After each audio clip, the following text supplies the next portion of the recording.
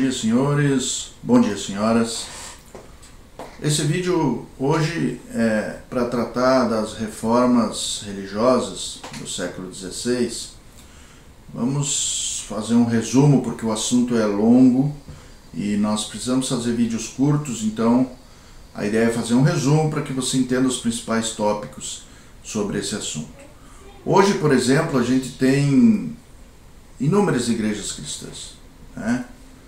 Desde cidades minúsculas, com pouquíssimos habitantes, já tem duas, às vezes 3 igrejas cristãs.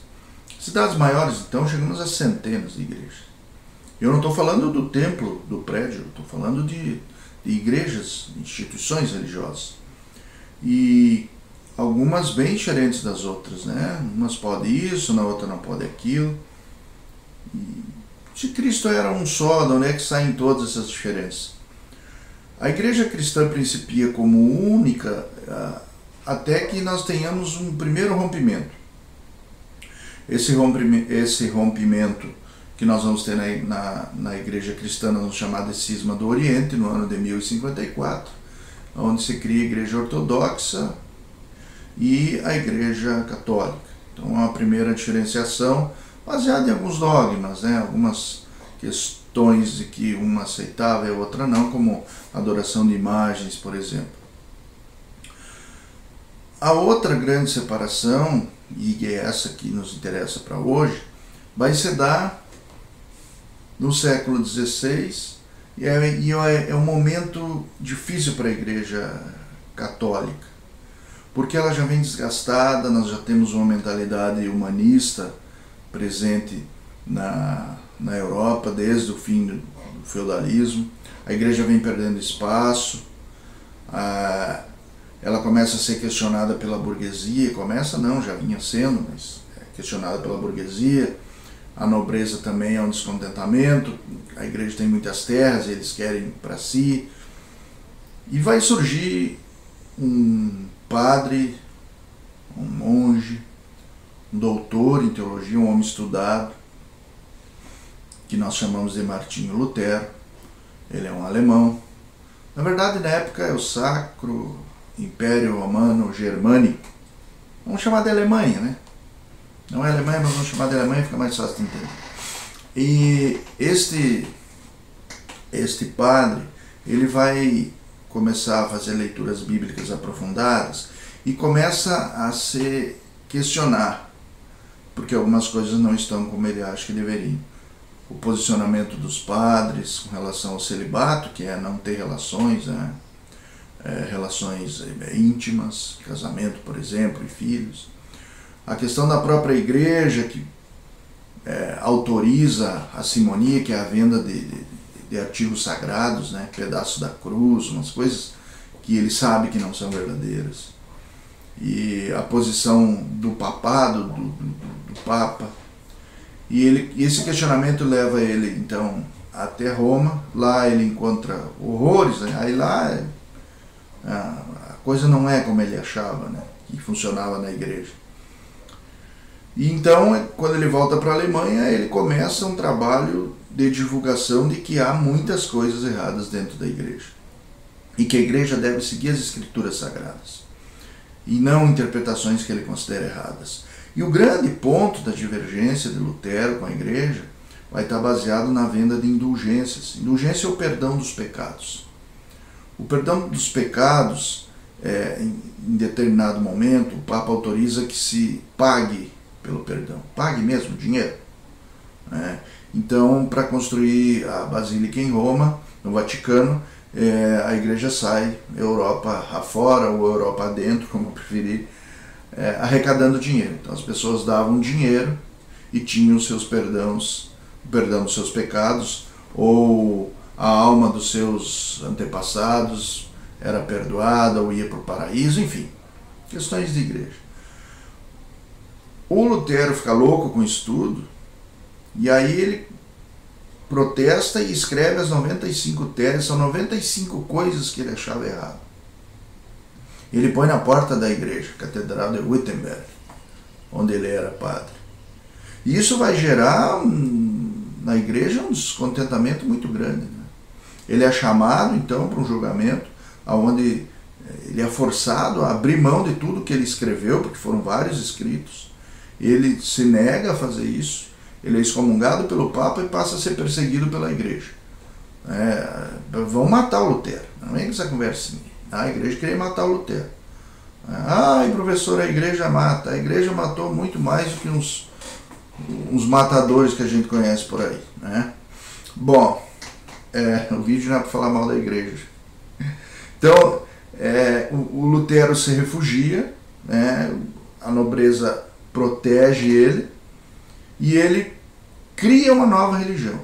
A religião luterana que existe hoje, quase no mundo todo e na sociedade aí provavelmente, né?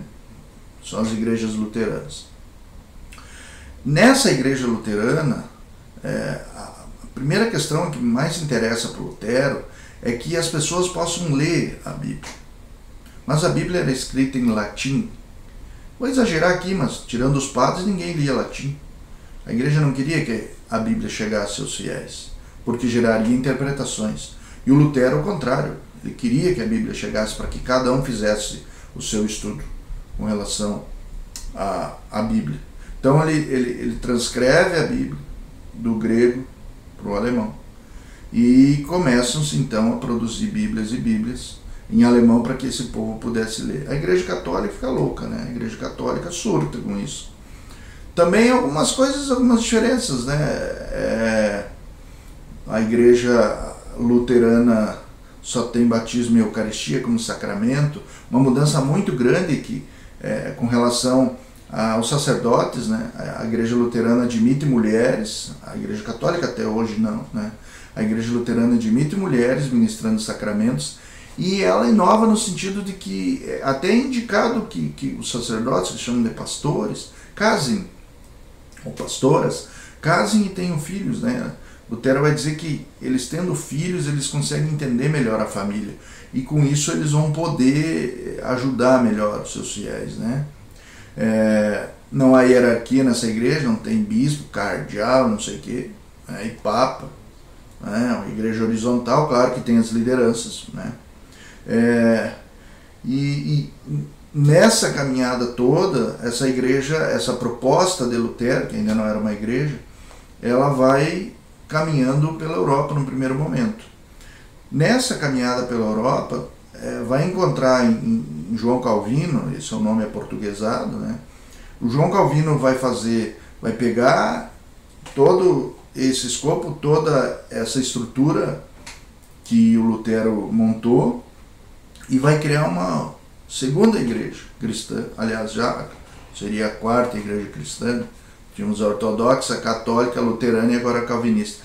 É uma igreja voltada para os interesses da burguesia, né? É uma igreja que trabalha a predestinação. Então o sujeito já nasce com a sua vida já escrita, né? Claro que ele tem as liberdades da vida, mas o que é seu, ele já nasce com isso. Deus já deu a ele essa primeira caminhada.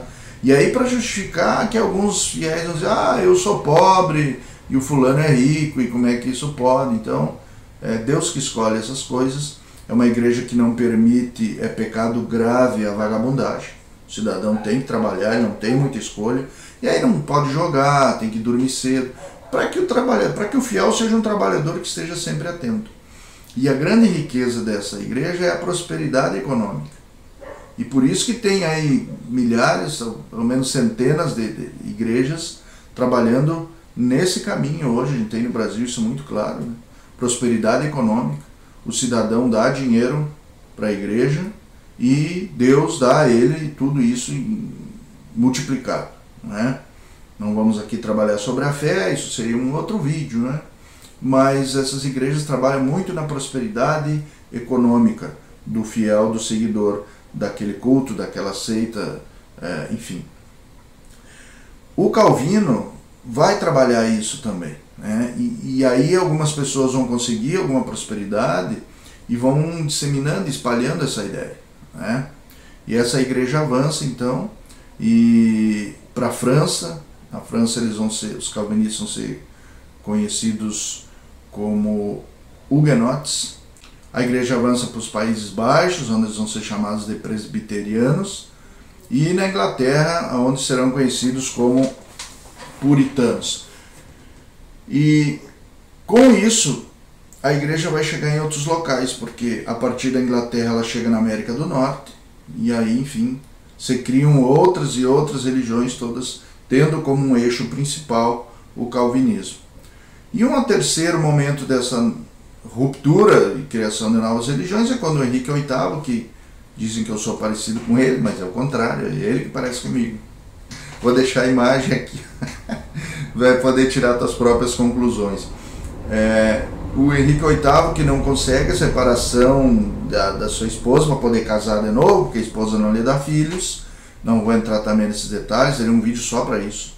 Ele rompe com a igreja e cria a igreja anglicana, que é quase a mesma coisa, mas é a igreja sediada em Londres, então é um rompimento, e nessa igreja pode se divorciar e casar de novo, né? Então essa terceira igreja. Então nós teremos a luterana, a calvinista e a anglicana.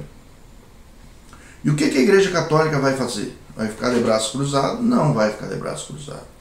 A igreja católica vai reagir e vai reagir com força. Então eles fazem um grande encontro chamado Concílio de Trento, são meses reunidos, onde eles vão definir nesse momento que eles têm que reagir. Então eles vão criar o Index Librorum Prohibitorum, que é um índice de livros proibidos, uma série de livros que não podem chegar aos católicos, são nocivos. Eles vão desenvolver ainda mais o Tribunal do Santo Ofício da Inquisição. O tribunal é terrível, gente. As pessoas eram julgadas e aqueles que eram condenados por heresia poderiam inclusive parar na fogueira e eram torturados para confessar.